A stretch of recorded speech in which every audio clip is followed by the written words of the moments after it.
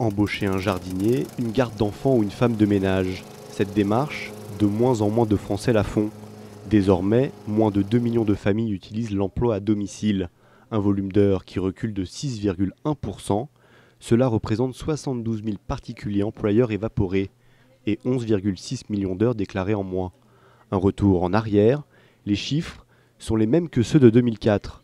Les causes sont connues, une hausse du chômage, mais surtout la réforme des avantages fiscaux. Désormais, les particuliers bénéficient d'une réduction d'impôts moins importante lorsqu'ils font appel à un emploi à domicile.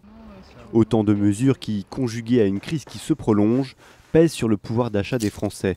Pour Thierry Vidor, directeur général de Familles de France, les familles ont fait leurs calculs.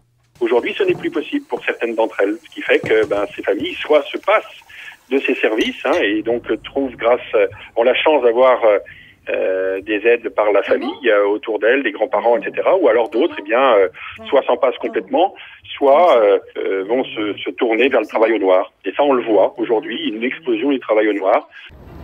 Un phénomène qui ne touche pas que la France. Selon une récente étude de la Commission européenne, plus d'un Européen sur 10 admet avoir acheté des biens ou des services provenant d'une activité non déclarée.